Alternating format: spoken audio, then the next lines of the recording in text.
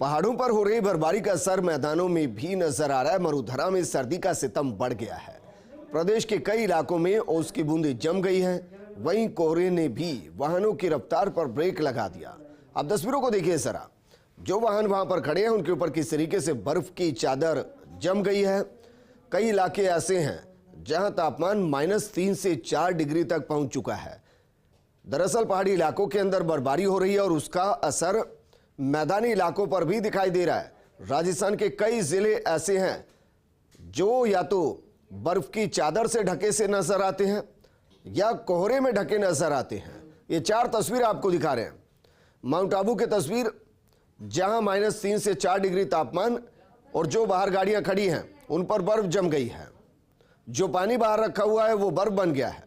बूंदी, दौसा और डीडवाना के अंदर तस्वीरें जब आप देख रहे हैं तो आपको एहसास हो रहा है कि कोहरा घना और कोहरे की वजह से यातायात को दिक्कतें आ रही हैं।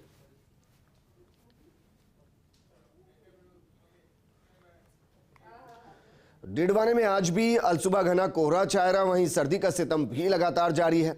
घने कोहरे की वजह से आज भी विजिबिलिटी बेहद कम रही, जिससे वाहन चालकों को परेशानियों का सामना करना पड़ा।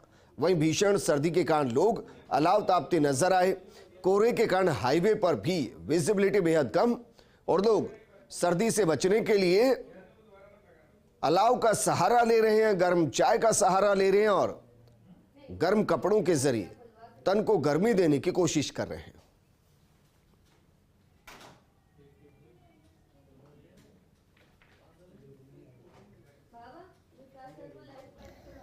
प्रदेश में बदल रहे मौसम के मिजाज के बाद डीडवाना का मौसम है उसमें भी काफ़ी बदलाव देखने को मिल रहा है और बीते 4 दिन से लगातार डीडवाना के आसपास के क्षेत्र में घना कोहरा छा रहा है। और आज आप देखेंगे कि 8 बजने के बाद भी सूर्यदेव है उनका दर्शन होना मुश्किल हो रहा है और अभी भी कोहरा घना छाया हुआ है जिसमें सूर्यदेव थोड़े से नज़र आ रहे हैं।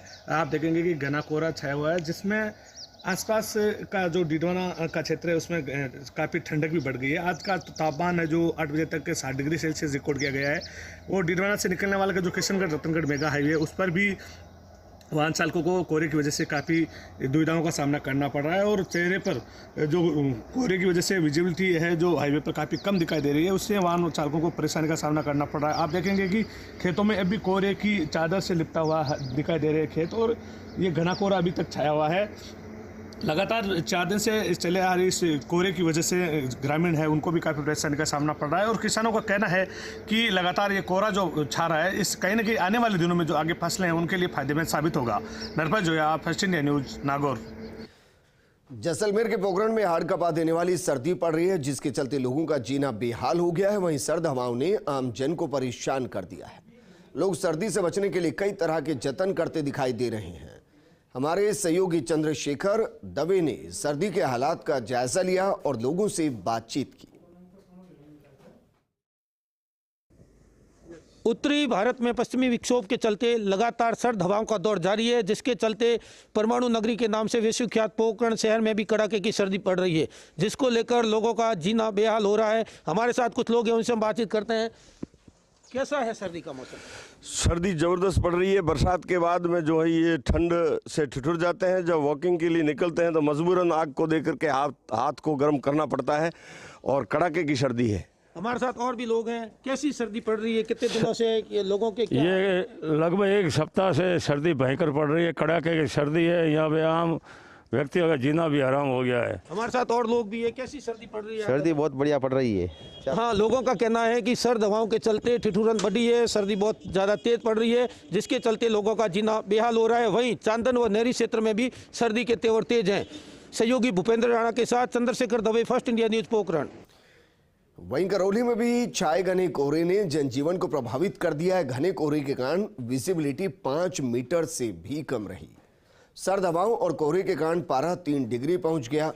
सुबह दिन निकलने के साथ ही कोहरा और घना हो गया। कोहरे के कारण हाईवे पर भी वाहनों की रफ्तार थमी रही। वाहन चालक फॉग लाइट के सहारे धीरे धीरे आगे बढ़ते नजर आए। घने कोहरे और कड़ाके की सर्दी के कारण लोग देर तक घरों में रहे। जगह जगह लोग सर्दी से बचाव के लिए अलाव सेकते नजर आए। सर्दी के तीखे तीव्रों के कारण लोग गर्म कपड़ों में ठिठुरते भी नजर आए। सिरोही के पर्वतीय पर्यटन नगरी माउंट आबू में सर्दी का प्रकोप बीते एक सप्ताह से लगातार जारी है। यहां पारे में गिरावट का दौर भी जारी है। लगातार दूसरे दिन तापमान -4 डिग्री दर्ज किया गया, जिसके चलते यहां बर्फ ही बर्फ नजर आई। वहीं उत्तर भारत के पहाड़ी इलाकों में हो रही बर्फबारी का असर माउंट आबू में देखने को मिल रहा है। माउंट आबू में चल रही बर्फीली हवाओं ने लोगों की कपकपी छुड़ा दी है। तापमान लगातार एक सप्ताह से जमाव बिंदु के नीचे बना हुआ है। पारे में गिरावट के चलते हिल स्टेशन के मैदानी इलाकों, बाहर रखे पानी, घरों की छतें हों या कारों की छत पर बर्फ की मोटी परत देखने को मिल रही है। स्थानीय लोगों की दिनचर्या पर भी सर्दी का खासा असर देखने को मिल रहा है। सर्दी के कारण लोग देर तक घरों में रहते हैं। वहीं गुरु शिखर में न्यूनतम तापमान -5 तक पहुंच गया है। बर्फीली हवाओं के चलते लोग बाहर निकलने से कतरा रहे हैं। वहीं हमारे सहयोगी कमलेश प्रजापत ने मौसम का जायजा लिया।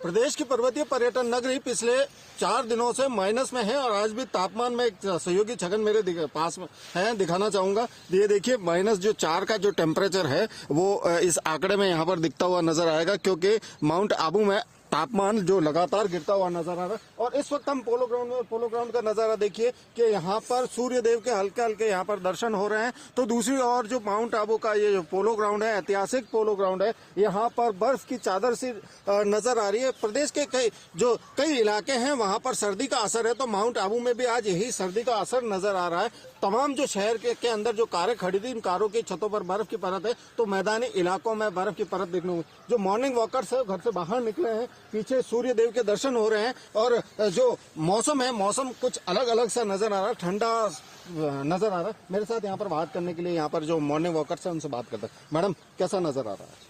बहुत ही मोहक सा नजारा है। चारों तरफ बर्फ है, जैसे आप देख सकते हैं, सफेद चादर बिछी हुई है और आनंद ले रहे हैं। पर बहुत ठंड लग रही है और इतनी ठंड है कि सहन नहीं हो रही है। ठंड से बचने के लिए क्या कर रहे हैं? सुबह मॉर्निंग वॉक पे निकले, चाय की चुस्कियां होती है, कई चीजें होती है, उसमें क्या कैसे देख रहे हैं? बस ग्लव्स पहना है, टोपी पहनी है, अपने आप को पूरा ढक के रखा हुआ है और बार बार गर्म चीज लेते रहते हैं, क्योंकि माउंट आबू में कुछ ना कुछ गर्म लेते रहना बहुत जरूरी है, क्योंकि टेम्परेचर माइनस में जा रहा है लगातार। देखिए, मेरे साथ यहाँ पर और कुछ लोग भी हैं, इनसे बात करते हैं। मैडम, कहाँ से हैं आप और कैसे एंजॉय करते हैं माउंट आबू की सफर? मैं दिल्ली से हूँ, बट अभी मैं माउंट आबू आई हूँ और मैंने लाइफ में पहली बार इतनी बर्फ देखी है। तो आज सुबह स्पेशली हम 7 बजे उठ के आए ये बर्फ का माहौल देखने, और बहुत ही ज्यादा मजा आ रहा है। आज टेम्परेचर -4 डिग्री है। तो दिल्ली में कैसी सर्दी होती है और माउंट आबू में? दिल्ली में कहते हैं कि सबसे ज्यादा ठंड, चुभने वाली ठंड होती है, और माउंट आबू और दिल्ली की तुलना करें तो कैसा है? यहाँ की ठंड तो ज्यादा ही चुभती है, दिल्ली की ठंड इतनी नहीं है। देखिए, यहाँ पर जो ये तमाम लोग हैं मॉर्निंग वॉकर से घर से बाहर निकले माउंट आबू की सर्दी को एंजॉय करने के लिए, और कई प्रदेश के कई इलाकों से जहाँ पर्यटक भी माउंट आबू आ रहे हैं। तो दूसरा एक नजारा देखिए, जो पोलो ग्राउंड है, पोलो ग्राउंड पूरा यहाँ पर सफेद बर्फ में तब्दील हुआ नजर आ रहा है। हालांकि सूर्य देव ने यहाँ पर दर्शन दे दिए हैं। सूर्य देव की जो किरणें हैं वो माउंट आबू को यहाँ पर कहीं ना कहीं थोड़ी सी राहत देती हुई नजर आएगी। वहीं जो माउंट आबू का जो मौसम है लगातार जो बदल रहा है, और अनुमान ऐसा जताया जा रहा है कि आने वाले कुछ दिनों तक माउंट आबू का जो न्यूनतम तापमान है माइनस में रहने की संभावना है। ऐसे में माउंट आबू का जो स्थानीय जनजीवन है कहीं ना कहीं प्रभावित होता हुआ नजर आएगा। सहयोगी छगन राणा के साथ Kamlesh Prajapat, first India news, mount Abu, Sirohi.